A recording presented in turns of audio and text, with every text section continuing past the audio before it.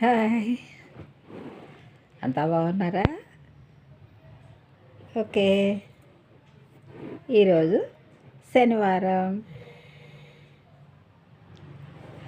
కార్తీక మార్గశిర శనివారం. డిసెంబర్ దగ్గరలో వస్తుంది. డిసెంబర్ 4th నా పుట్టినరోజు.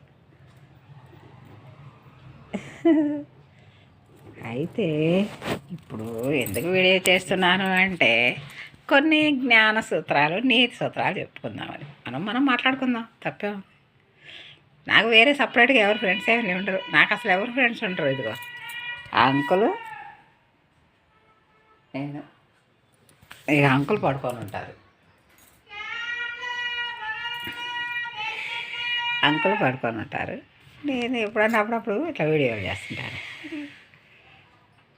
ఎందుకంటే ఇప్పుడు ఫ్యామిలీలో ఎలా ఉంటుందంటే, ఉమ్మడి కుటుంబాలు, ఉమ్మడి కుటుంబంలో నాకు బాగుందలేదు. మనం ఏంటంటే పిల్లలు ఒంటరిగా ఉన్నారు, బాగా చూసుకుంటారని వాళ్ళు పిలవగానే వాళ్ళు అమ్మడిపడి వచ్చేస్తాం. తండ్రికి అండ కావాలి, మనకు అండ కావాలి. కానీ అది చాలా పెద్ద తప్పుండు. ఎందుకంటే మనం అనుకుంటాం మన పిల్లగాడి దగ్గర ఉన్నాం, మనకి ఇంకా ఏ భయం లేదు, బెంగలేదు అనుకుంటాం. వాళ్ళు ఏమనుకుంటారు, ఒక జీవితకాలం మంచి పని మనిషి దొరికింది అనుకుంటారు. మనం అలసిపోయి చాకరీ చేసి ఉండి 60 ఏళ్ళు వచ్చినాయి, ఇంక రెస్ట్ తీసుకుందామని మనం అనుకుంటాం. వాళ్ళు ఏమనుకుంటారంటే మంచి జీవితకాలం మంచి పని మనిషి దొరికిందని మన ఇంటికి వచ్చి మనల్ని పని మనిషిని చేస్తారు. మేడాలు, కోడళ్ళు పని మనిషికైనా 4 రోజులు చదివిస్తారు. కానీ అత్తలకి మాత్రం గిన్నెలు దోమపోయినా బాధే, ఇల్లు ఉడకపోయినా బాధే, వంట చేయకపోయినా బాధే. ఇవన్నీ మూడు రాగానే నాకు ఒంట్లో బాగలేదు, నాకు అస్సలు బాగలేదు, అయినా గిన్నెలు దోమాల్సి వచ్చింది, అన్నం వండాల్సి వచ్చింది, కూర వండాల్సి వచ్చింది అని చెప్తా. అంటే అత్త చేయలేదు. అత్తయ్యగా నాకు బాగాలేదు చేయమంటే ఏ అత్త అయినా చేస్తుంది.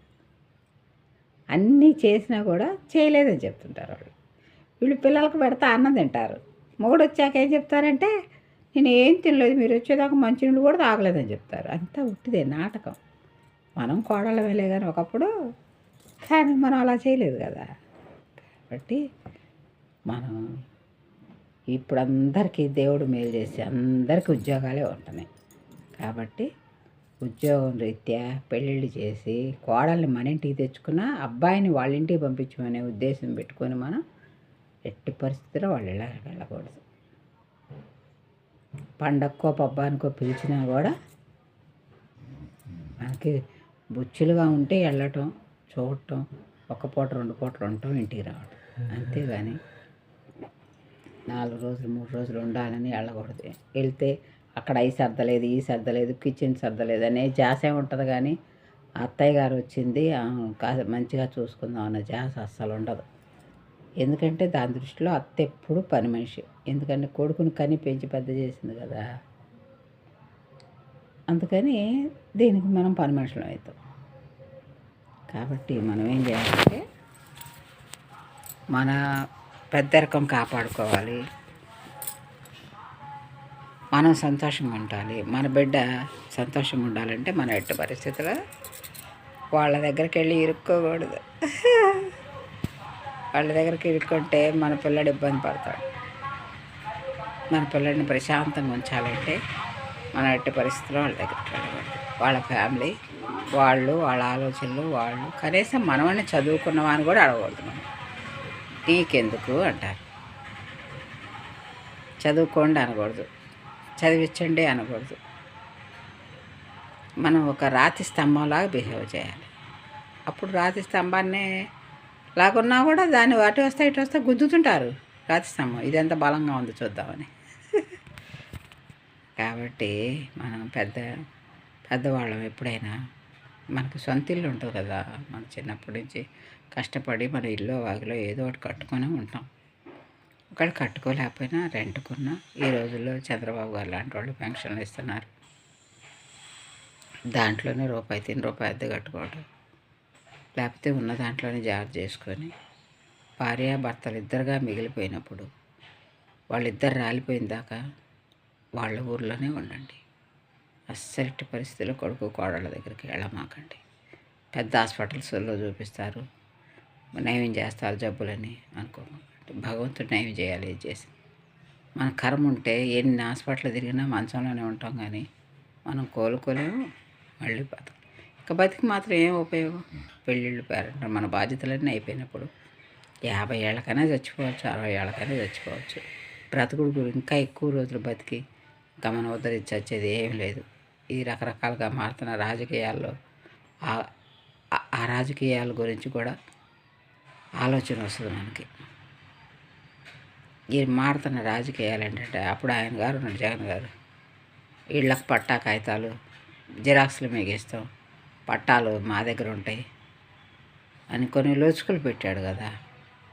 పొలం పట్టా కాగితాల మీద పాస్ పుస్తకం మీద ఆయన పేరు ఉంటుంది, రాళ్ల మీద ఆయన పేరు ఉంటుంది, పాస్ పుస్తకం మీద ఆయన ఫోటో ఉంటుందని. అట్లాంటి పనికిమాల రాజకీయాలు కొన్ని ఉంటాయి కదా. అందు గురించి అట్లాంటి వాటిల్లో ఇవన్నీ తెలుసుకొని మనం చేసి వచ్చేది ఏముంది? మన బాధ్యతలు అయిపోతే మన 50 ఏళ్ళ చచ్చిపోయినా పర్వాలా, 60 ఏళ్ళ చచ్చిపోయినా, 70 ఏళ్ళ చచ్చిపోయినా పర్వాలా, రోగం వచ్చి చచ్చినా పర్వాలేదు, రోగం రాకుండా చచ్చినా పర్వాలా. అంతేగాని మన ఇల్లు వదిలిపెట్టి కొడుకు కోడళ్ళ దగ్గరికి అస్సలు వెళ్ళకూడదు. మనవాళ్ళ ప్రేమతో అస్సలు వెళ్ళకూడదు. మనవాళ్ళు కూడా వాళ్ళ ఇష్టానుసారం తల్లిదండ్రులు వదిలేస్తున్నారు ఈ రోజుల్లో. తల్లికి ఫోన్లు పిచ్చి, తండ్రికి డ్యూటీ పిచ్చి, ఆ బిడ్డలను ఎవరు సరిగ్గా పెంచుకోవట్లేదు. వాళ్ళు సరిగ్గా చదివినా చదవకపోయినా, పెరిగినా పెరగకపోయినా అదంతా మీ నుంచేనని నిందలు మన మీద వేస్తారు. వాళ్ళ భవిష్యత్తు నాగం చేసిన వాళ్ళం అయితే మనం. అదే మనం అంటూ వాళ్ళు లేకపోతే వాళ్ళ ఇష్టానుసారం వాళ్ళు రాత ఎట్లా చదివి ఉంటే అట్లా వాళ్ళు పెరుగుతారు. కాబట్టి మనం పేరెంట్స్ వాళ్ళలో మనం అస్సలు కొడుకు కోడళ్ళ దగ్గరికి వెళ్ళొద్దు. స్థానికంలోనే ఫస్ట్లోనే అసలు వెళ్ళకుండా ఉందాం. ఫస్ట్లో వెళ్ళి తర్వాత వాళ్ళు వద్దంటే తిరిగి వచ్చి ఉండాలంటే మనకు చిన్నతనంగా ఉంటుంది, బాధగా ఉంటుంది. ఎందుకంటే ఇక్కడ పిల్లలతో ఆడుకున్న ఆటలన్నీ గుర్తొచ్చి మనకి ఉండలేము అక్కడ. అసలు ఫస్ట్లోనే వెళ్ళకుండా ఉంటే ఏ పేచీ లేదు. నాకు తెలుసో తెలియకో నేను ఈ మాటలని చెప్తున్నాను. ఎందుకంటే చూస్తున్నాం కదా సమాజాన్ని, ఈ సమాజం నడవడిక అన్నీ చూస్తున్నాం. దాన్ని బట్టి మనం తెలుసుకోవాల్సింది ఏంటంటే, ఎట్టి పరిస్థితుల్లో కొడుకు కోడళ్ళ దగ్గరికి వెళ్ళి మనం ఉండకూడదు. వాళ్ళ స్వేచ్ఛను మనం హరించినట్టు ఫీల్ అవుతారు. స్వేచ్ఛ అంటే ఎన్నో రకాల స్వేచ్ఛలు ఉంటాయి. మనకెందుకు అవన్నీ? మనం అసలు వెళ్ళడం మానేసామనుకో ఏ పేచీ ఉండదు. మన ఇంట్లోనే ఉందాం. మనం చిన్నప్పుడు మనం ఉన్న కట్టుకున్న ఇంట్లోనో అద్దెకున్న ఇంట్లోనో అక్కడే ఉందాం. అక్కడే మన జీవితాలు వెళ్ళగొచ్చుకుందాం. కరెక్టేనా? మీరు పేరెంట్స్ అయ్యండి ఎవ్వరు పిల్లల దగ్గరికి వెళ్ళమాకండి. వాళ్ళే వచ్చి చూసిపోతుంటారు కావాలనుకుంటే. లేదంటే వీడియో కాల్స్ మాట్లాడతారు. ఈ రోజుల్లో ఏముంది, అన్నీ ఇంట్లోనే అరచేతిలోనే ఉంటున్నాయి కదా. అరచేతిలో ఉన్నదాన్ని ఆస్వాదిద్దాం. పరుగులు పెట్టి వాళ్ళ ఇళ్ళకి వీళ్ళకి వెళ్ళడం మానేద్దాం. బంధువు ఇంటికొని ఒక పూట పోవచ్చు, కానీ కొడుకు కోడళ్ళ దగ్గరికి అస్సలు పోకూడదు. అర్థమైందా? అర్థం చేసుకోండి, మంచిది. మన బిడ్డలు సుఖపడతారు, మన కొడుకు సుఖపడతాడు ముందు. ఓకేనా? Bye. Like and subscribe, share. అందరూ షేర్ చేయండి. మన పెద్దవాళ్ళని జాగ్రత్తగా ఉంటే వృద్ధాశ్రమాలైనా పర్వాలేదు, ఏముంది, ఎక్కడుంటే ఒక ముద్దు తినేవటమే. మనకు ఓపిక లేదని, డబ్బు లేదు, ఓపిక లేదనుకో వృద్ధాశ్రమాల్లో ఉండొచ్చు, తప్పే ఉంది. లక్షల కోట్లు సంపాదించి అవన్నీ ఏం చేయాలో తెలుసుక అందరూ వృద్ధాశ్రమాలకు ఇస్తున్నారు ఇప్పుడు బోళ్ళంత డబ్బు. ఆ కోడళ్ళ దగ్గర ఉండలేని వాళ్ళు ఉంటారని. ఎట్టి పరిస్థితుల్లో ఎంత పెద్ద కోడలు, ఎంత మంచి కోడలు, ఎంత వీళ్ళైనా సరే అత్తే కోడలు. ఎట్టి పరిస్థితుల్లో కోడళ్ళ దగ్గర, అత్తలు కొడుకుల దగ్గర ఉండాలని ప్రయత్నం చేయమాకండి. ప్రేమ ఉంటే ఫోన్లో పలకరించండి. అది మనం ఫోన్ చేయగానే వాళ్ళు ఏమి ఎత్తారు, వాళ్ళు ఎత్తినప్పుడు ఒకటో రెండో మాటలు మాట్లాడి సంతోషపడండి. వీడియో కాల్ చేసి సంతోషపడండి. అంతేగాని వాళ్ళ ఇళ్ళకి వెళ్ళమాకండి. ఓకేనా? Bye. Like and subscribe, share చేయండి. అందరికీ తెలుస్తుంది. అందరూ తెలుసుకుంటే మంచిది. ఈ మాటలు ఒకళ్ళిద్దరు తెలుసుకుంటే ఉపయోగం ఏం లేదు. అందరం జాగ్రత్తగా ఉంటేనే ఊరు జాగ్రత్తగా ఉంటుంది, పిల్లలు డెవలప్ అవుతారు. Okay bye, like and subscribe.